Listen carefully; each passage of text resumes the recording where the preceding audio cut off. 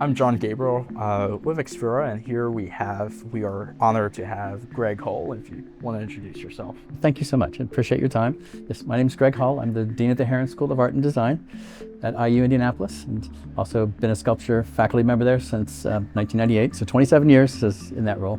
I've also been serving on the Indiana Arts Commission since 2019, so it's been really amazing to be here in the city and it's making art and getting to work with students and the community. It's been really engaging. Yes, and we spoke about a month back prior, but you have an amazing story.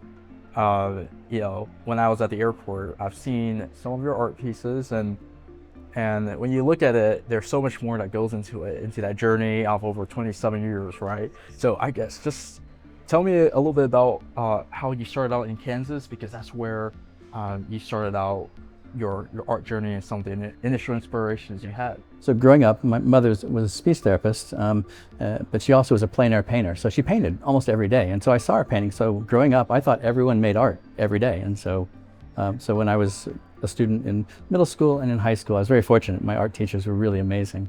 And then when I went to art school, I went to the Kansas City Art Institute in Kansas City, Missouri. I was really fortunate. My mentors there, Jim Leedy and Dale Eldred, both were just amazing sculptors. And I got to have a lot of experiences working with them, helping them with their work, but also learning in classes, but also in the community and helping them install work around the country. It was really engaging. Yes. One mentor you mentioned in Kansas, and he did have a very tragic story, but he had a very impactful impact on your journey. So tell us a little bit about your mentor. We did, and that was Dale Eldred, and it's just a really amazing artist. He had a background in ceramics, but he was in Egypt and went into a pyramids, and the people that were giving him the tour used a polished piece of copper to light the space. And he got so excited about that, he started working with light. And I thought that was amazing material to work with. And so it was something I used to work with too. When I met him, I actually was planning to be an illustrator because I thought graphite on paper was the best way to make art. But getting to know him and seeing how impactful making sculpture was. And that's when I started to discover that creating installations, creating work that really was about creating experiences for people was really engaging. So I liked how it had an impact on spaces and in making work that was really site-specific and was responding to the space, and was really exciting. And so, but also having these opportunities to build these conversations with the audience as they come through has always been really engaging. Yeah. So, and that had a lot to do with how I moved in that direction. And when I was, when I left my undergrad program, I got excited to try and make something move because I'd worked on motors and things on our farm, but I started to realize I really like kinetic work because I like how it sort of engages in real time, so time-based things. Right. Many of you may have seen the art piece Breath. It is a sculpture suspended in the parking garage, and it's 11 pieces. So tell us a little bit about that, but I'm interested in your journey from your childhood and what your mom and your dad did and how that started to inspire you to get to where you did with Breath. Yes, and growing up on a farm and getting to work with different kinds of equipment and working with motors, I'd gotten really excited about making kinetic artwork, things that move, because I thought that was really engaging for audiences too, to be engaged in something where time-based, it would sort of draw them in, and which is something I still do, even when I'm not using motors, when I use video or lights, but this was a way to do that. And I'd been visiting my sister in New York City years before that, and I was looking out the window, and I didn't realize it was raining, and realized all of a sudden I just saw these umbrellas opening. You were in your 30s, right? Yes, Okay. yeah. And it looked like flowers blooming. I couldn't believe it. And I didn't realize it was raining, but I thought that was really beautiful. So when I got back to Indianapolis to my studio, I was trying to open and close an umbrella, but my arms weren't long enough. so I put a motor on it, and I was watching it go, and I thought it looked like it was breathing. It was just a black umbrella about like that. So then I started doing some things. I was filling galleries with these mechanical umbrellas, but I put them at eye level. So when you walk in, you couldn't see all of them. And then you go up a ramp and you kind of like you're coming out of the ocean. Right. Yes. And you had a piece here. This is a Conrad Hotel here. Now the piece in the Huron, the black umbrellas that's suspended underneath the ceiling, did that came before or did that come after? That was coming around the same time as what I did here. But yes, I wanted to make a sphere that was moving. So it was 12 umbrellas all sort of registering from a central point. And so this piece is actually called Indeterminate Volume because it's constantly changing. And I had filled a room with about 35 of these umbrellas that were opening and closing. And then I got this idea to build this sphere out of 12 umbrellas so it could sort of change its dimension and then to hang it. So originally that was for the Fort Wayne Museum of Art, but then I hung the piece here, and it's been exciting to see. We moved into this space in 2005, and in 2008, as part of a faculty and staff exhibition in our gallery, I created this piece that's hanging behind us, and I thought it'd go in the gallery, but they let me go ahead and install it out here. And originally it was going to be up for 5 months, and it's still up, but that's exciting.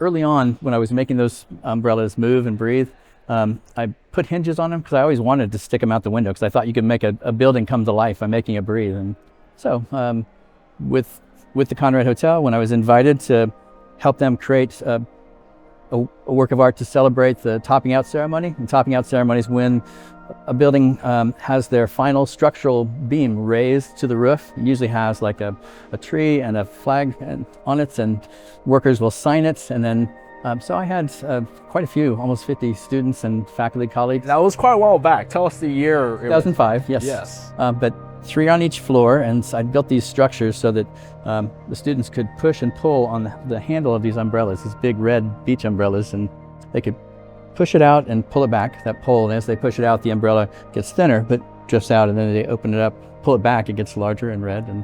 But I wanted them to do it kind of in a rhythm together, so I liked the solution a friend of mine suggested. I had everybody singing happy birthday because they all kind of knew the pace, and they were doing it at sort of different times, all 3 of them, but they were moving at the same rates. And so that was exciting as that beam went up to sort of see the building come to life. And we ran it for about 45 minutes after that, and then that's when we wrapped it up. So I was really excited to finally get to do this piece where I brought a building to life. And from that piece, so these pieces and the piece you have on the first floor at Heron, those were more traditional umbrellas. Now tell us about, when did you start thinking about breadth and how you transition from the umbrella design to what you have with breadth? Well, part of that was just wanting it to be able to be a larger scale.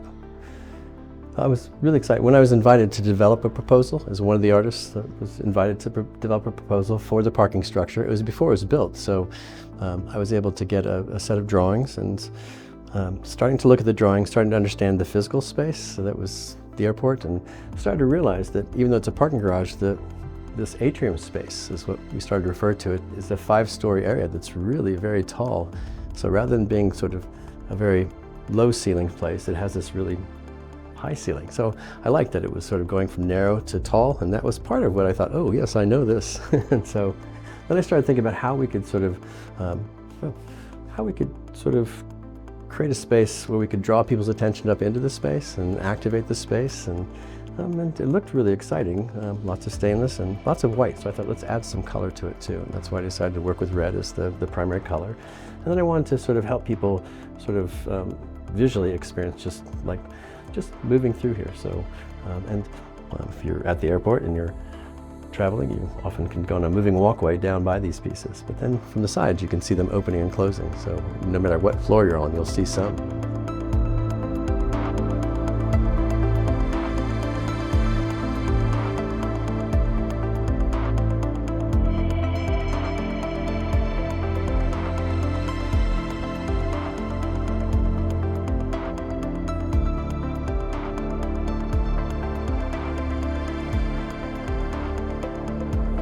It was exciting, and it was great to work with the other individuals, other companies and things, other vendors, because these attachments where everything's hanging from these steel structures, those companies helped make the attachments for me so I could attach to them, and that was really great. It was great working with the architects and the engineers to build this.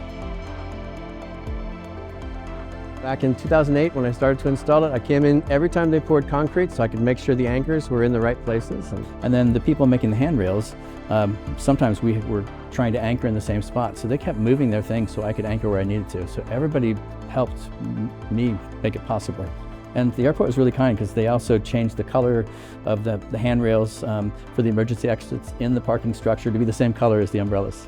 So, and you can see here we've got up on the very top left, there's a switch, a power switch for each one of them. And then this row in the center, those are things that are monitoring a little switch in each of the sculptures. Every time they close, they trip a switch, so we know when they're running. And if it doesn't trip the switch within 2 minutes, it will turn that one off just so until we get a chance to fix it. So, and these open and close at the rate of relaxed human respiration. And part of that, it opens almost 600,000 times a year.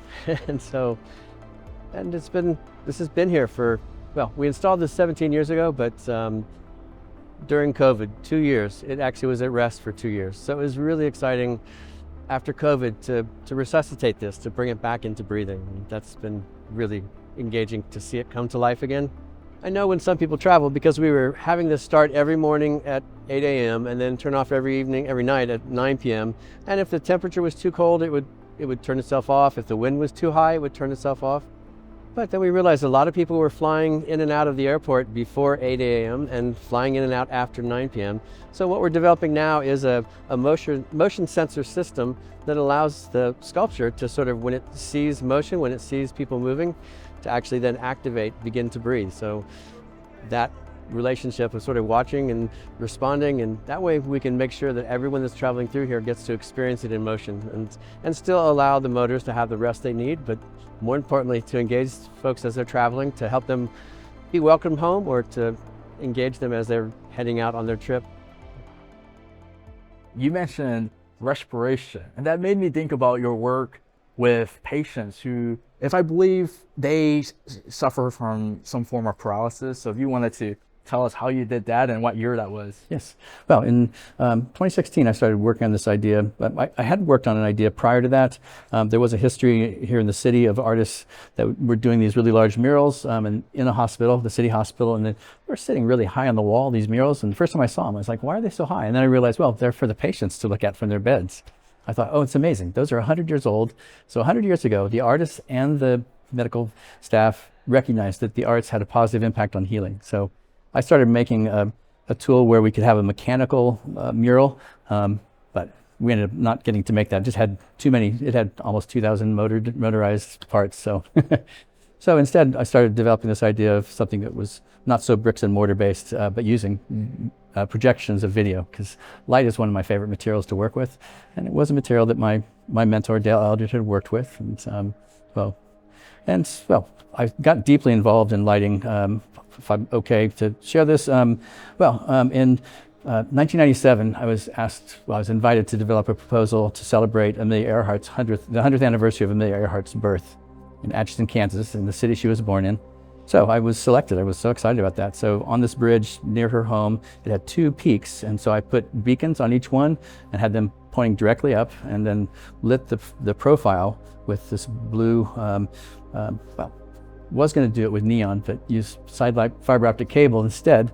But the whole point there was to create a memorial that would be interactive for pilots, so you could fly through these 2 columns of light. And so that was really exciting, but also was exciting for me too, because working with my mentor, Dale Eldred, he worked with projections as well, and so with like.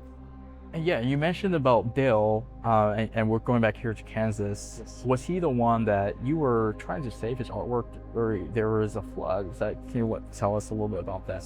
Well, there was a group of us that had worked for him, and when he passed away, he was killed in an accident. We worked with his family, with his wife and his son, and other people that had been students and had all worked together. So we were just making sure that his work that was in the process of being completed, was completed and installed. So we got to get his work installed around different parts of the country, which was just a way to honor what he had set in motion. And he always invited us in to work with him, and as a student, and then even after we graduated, it was really exciting to be in that space. And he did, from what I recall, you told me he passed away, doing what he loved, because he was attempting to save some of his pieces during what year was the flood? I think that was 1993. So yes, and it was a major flood in Kansas City, and his studio was down in the bottoms of Kansas City by the river, and it was about to flood. And so we were trying to move everything up out of the basement up to the 3rd floor, well, up to the second floor, yeah. That was challenging, but it also was helpful that we all got to stay together after that, after he passed away, so that we could just continue to navigate that moment, but also to celebrate him. And we still stay connected. I appreciate his wife refers to us as the A-team, and so she's really kind of her. The 18 represents the group? The A-team, yes. And so Okay. that's which has been, well, but if we find a work of his that needs to be some restoration work, we'll just go do it. So we want to keep those pieces out there. But for me, it was really exciting that light was a material. And so I used to think about light and vision as like raw materials, like anything else you could sort of work with. So when I was moving forward with the idea of going back into, well, I was very fortunate. There was an opportunity here in Indianapolis to create, well, they call it Transformational Impact Fellowship. And the idea was to have an artist connect with a community. So identify a community, come up with a plan. And they wanted the artist to be in the conversation on day one, not to come in at the end, but be there at the beginning.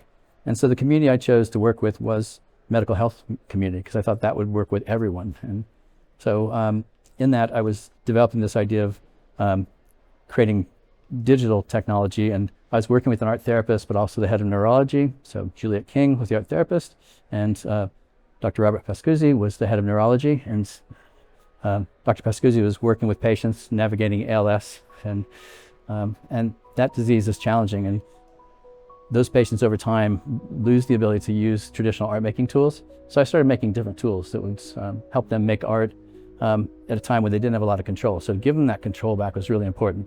So I realized they could still control their eye movements and their breath, and so I used those as things. So I had an eye tracker. As the patients would look at the wall and look around, it would actually, I'd be projecting that on the wall. So they'd be like making a mark. And as I pulled other data from their breath, but also from their body, I could change the size and the color of the line and the shape. And and for some patients that hadn't done big drawings, it was a little intimidating at first, but we worked together to create some tools for that. So I started making some things that would make these mirrors. So when you make a mark here, it makes a mark here, here, and here too. So these patterns would start to show up.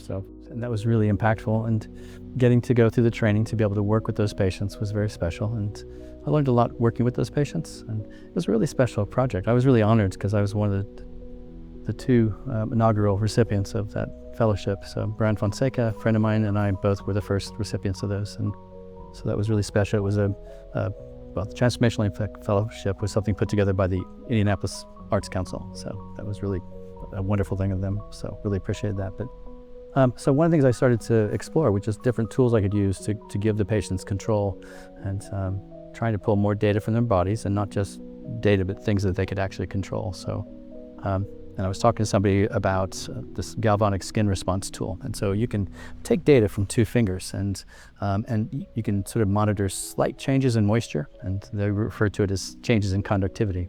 But that's just slight changes in moisture. And that happens with really subtle changes in emotion. So if this patient could talk still, the patient and I would be talking. We talk about things that have been really positive, but then we'd start to talk about things that have been more challenging. And they could see on the wall, as I was pulling the data from their fingers, I had written code to make this sine wave. And so sine wave would say change size, color, and speed and shape based on the data that was coming from their body. What were some of the most impactful colors you saw from what you remember there? Sometimes it was about the range of color, so as it transitioned through different colors, and well, sometimes the blues and purples were really, they would get excited about it, but sometimes the red was a little more stressful, but it wasn't always that. If we talked about something challenging, it didn't necessarily turn red, so it wasn't really based on that. But it was interesting, because as we would talk about positive things, talk about more challenging things, they would see how that was changing based on what we were talking about, and then they would sit back and not say anything. They just look at the wall, and it would just change. So you knew they were thinking about things and making it change. And then for patients that could no longer speak, I'd have a family member come in and sort of share a story with them about something that had been really positive and something that had been more challenging, things that they would remember. And they would do the same thing. They'd sit back then and just look at the wall, and they'd make it change. And so they were just thinking about different things. So giving them control meant a lot to me. And so my goal really was that, to be able to give some control back. Because when you go into those spaces, particularly when you're navigating something like ALS, that autonomy is really hard to find again. So, and those were special opportunities too, because sometimes the family members couldn't really connect with those patients anymore. So helping them to make artwork together and being able to print that, give it to them, was exciting. But the most exciting thing in some ways was every once in a while there would be an event where there'd be a research day where the Neuroscience Center would have patients and family members come in to get an update on research around ALS. And so I would bring in a projector and project on the outside of the hospital. Yes, and how big was that projection? About a 5-story projection. And so, but it was exciting to have their work on the building, and it was exciting that the hospital was willing to give control of the hospital to the patients, which I thought was very special. So that's something we want to continue to build on. And those of you in Indianapolis, there is a new hospital being built, IU Health, and it's a 44-acre campus. Tell us about not only that, but some of your current initiatives and some of the exciting things you're working on to this day. Well, thank you. Well, one of my roles with IU Indianapolis is I'm chair of the Campus Arts Advisory Committee. So I've been working with the School of Medicine, and we've been trying to bring in art and public art into the hospital, because they also see the value that art brings to sort of healing and creating spaces that are engaging for patients and family members, but also for people that work in those spaces. And so that's been exciting to get to do that, and we're looking at opportunities for our students to be contributing to that as well. But also talking with IU Health about sort of experiential design and ways we can help them develop spaces that add positive experiences to people that come into the hospital, because they want to make sure these are spaces that people come into not just when there's an emergency, but when they're looking to maintain a positive life. And so that's been really exciting and really engaging. So I'm excited to continue that, and hoping to continue to work with the patients, because that was really special. And I learned a lot from the patients. That was special. I remember when I was explaining to one patient about the galvanizing skin response, she was asking me how it worked. And I said, well, it kind of works like a lie detector. And she goes, oh, honey, no. And she said, say it's like a mood ring. And so that's what I told every other patient from that point on. It was a mood ring. So I was very grateful, because I learned a lot from the patients. So that was really special. And yeah, but I'm excited about this. And our school's had an art therapy program for 13 years, and now we have a music therapy program. But that ability for the arts and sciences to come together, and that the arts can have a positive impact on mental health and just healing. But this is something I do like to promote in my role as a commissioner on the Indiana Arts Commission, is that the arts are really an incredible barometer for the health of every community. So this is something we can do to come together, and it's a great vehicle for collaboration and bringing people together. And that's been an important role, and I feel really lucky being able to do that. So Well, Greg, it was an honor speaking with you, and I really appreciate you telling your story to us and your journey and your current initiatives. So thank you for coming out here. Thank you. A really pleasure, and really value these opportunities to have these conversations. And I've been very fortunate. This has been a very engaging community for the arts. And so, it's been a very special place. So, well, yeah, and be on the lookout for more exciting works from Greg, and keep us in the loop so we can keep the community in the loop. Fantastic. Thank you. Yes.